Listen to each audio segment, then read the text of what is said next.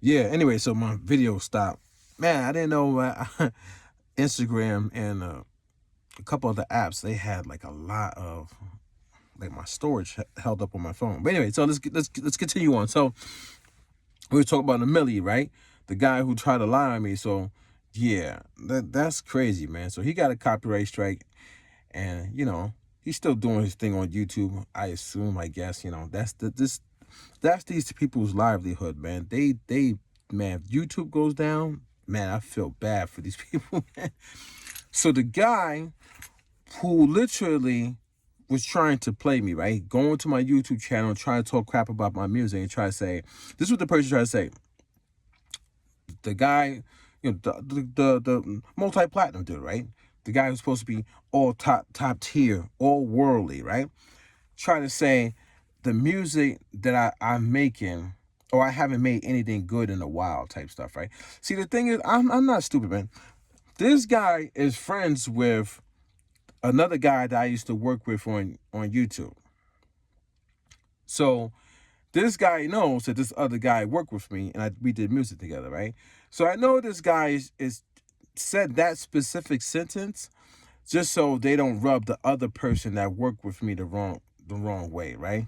Try to say like that person, because if you say that my music is trash and the people who work with me, then they help create some trash music, then, right? So they must be trash as well. They weren't able to make good music working with me, right? And also they can't say, the person couldn't say the music that I did with Legend is trash, because I haven't heard one person in my lifetime say that Legend's music is trash. Not one person. I've heard people say some of the beats that Legend was given by his manager were bad.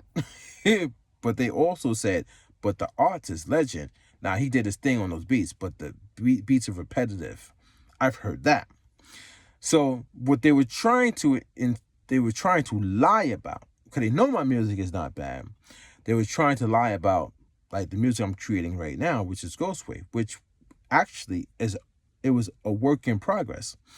So at the time of that video, when that video came out, when they were trying to tear me down without saying my name, yeah, I'm in the middle of creating Ghost Wav starting in the year 2020.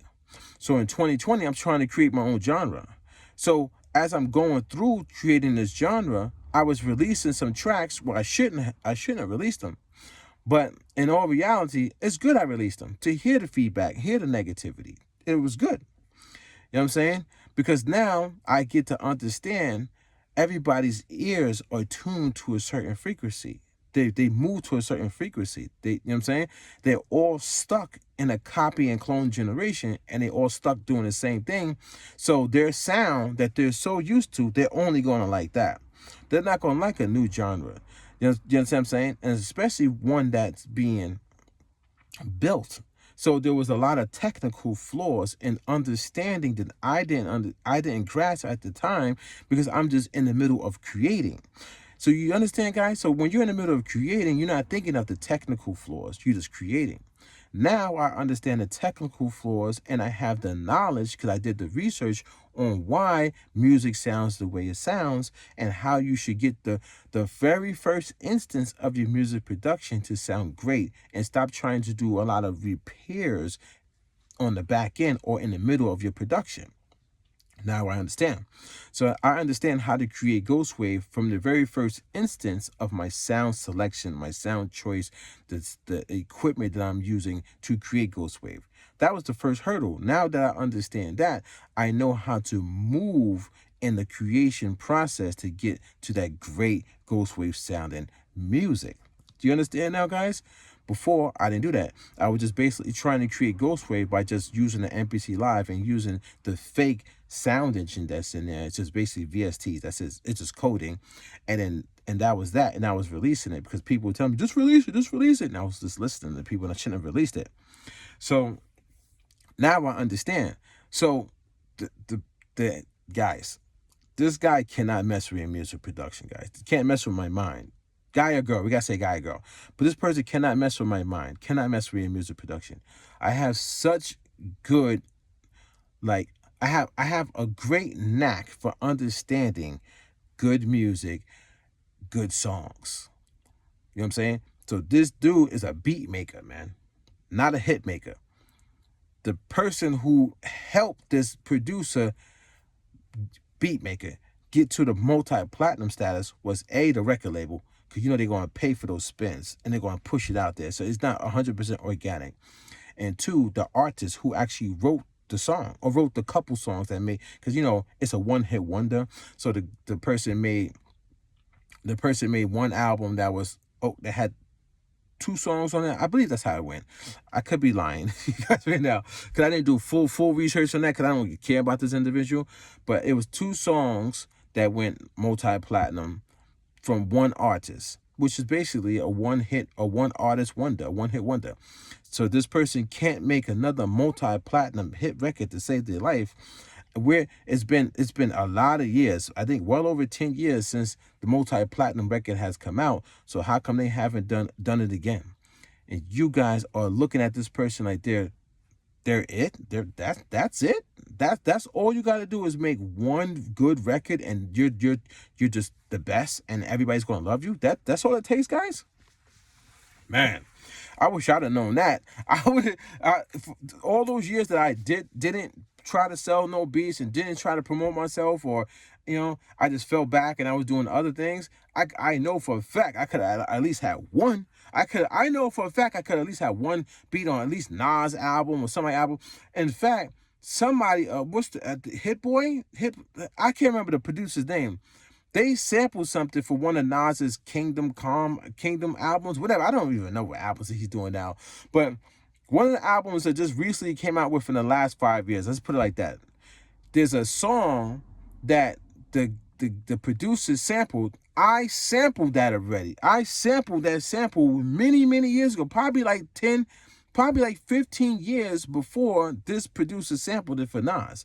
I got it on my hard drive. I kid you not. I still got the sample. I got the original sample, and I got the instrumental that I made. But now the instrumental, is it dope? Is it crazy?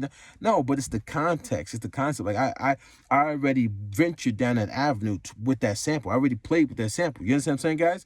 So I know for a fact that I got even the Snoop Dogg song. Remember, if you guys know, there's a song that Snoop Dogg came out with where he goes, burn, burn, burn, burn, burn.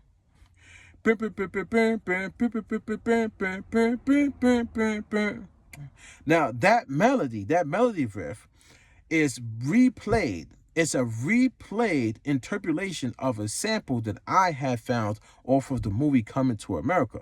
Now I remember that I found the sample off the movie Coming to America. I gave it to DC or DC3.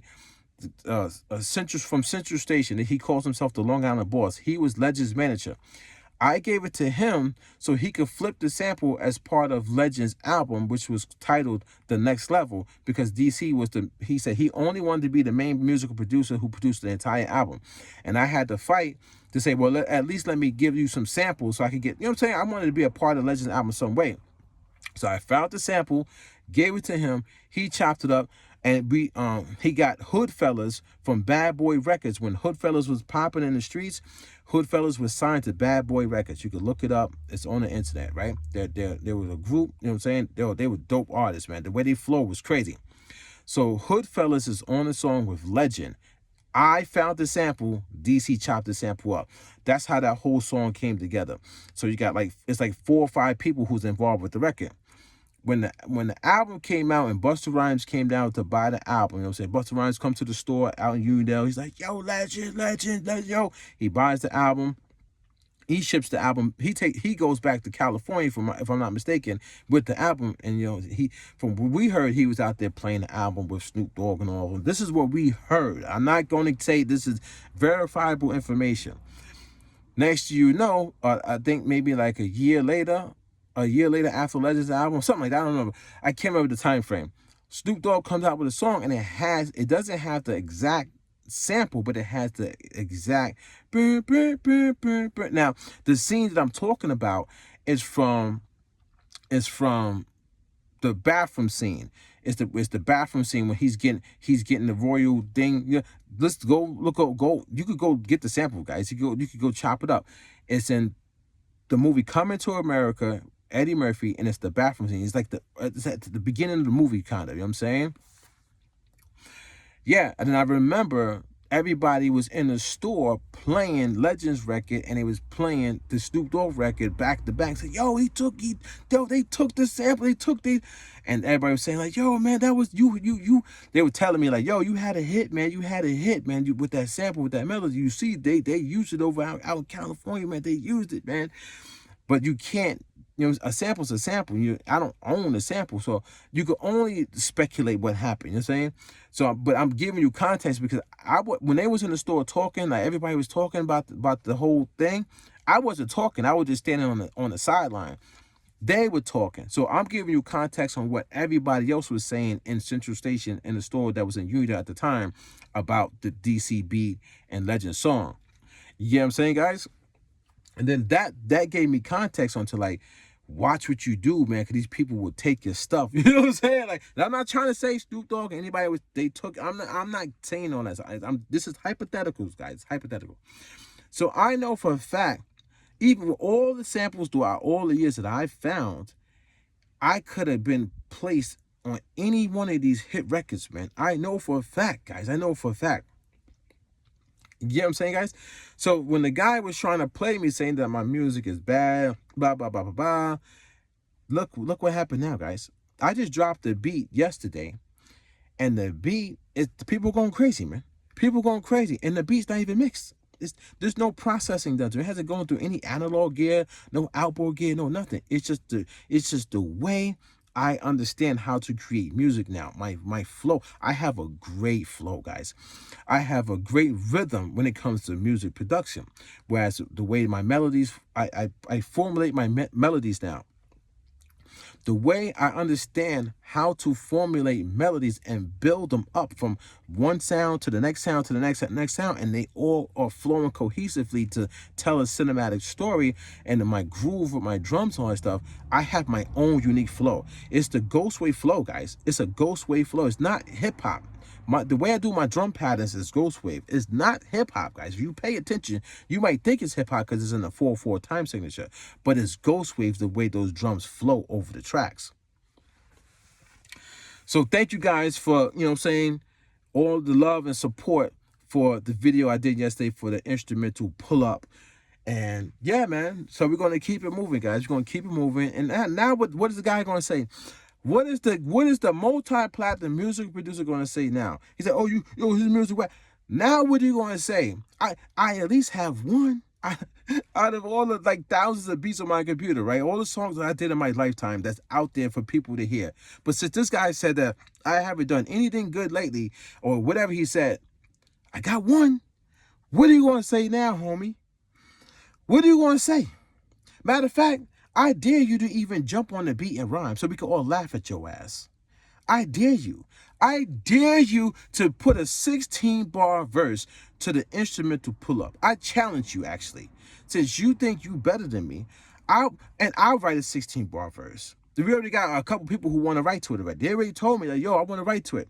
But I challenge you to write a 16-bar verse to the song, to the instrumental pull-up. I'll finish the beat and I'll put it online. And then since you are better than me and my music is bad, we want to hear your 16-bar verse. Since you rhyme, right? You're a musical producer, multi-platinum musical producer that rhymes. We saw that track, man. The track when you was dissing the hood. What type of person makes a track that downplays the hood? Do you see how mentally brainwashed this idiot is? That would make a track like that and it's featuring somebody else. I believe this person was doing the chorus. Yes, this multi-platinum musical producer did the chorus on this track, and you guys like that? I can't believe when I saw people was actually liking it. I think you like it because you brainwashed into liking this person. So you automatically just root him on and like him just because you think someday he's going to come down and help you. I think that's what's happening. There's no way you guys really, really like this person. You don't even know him.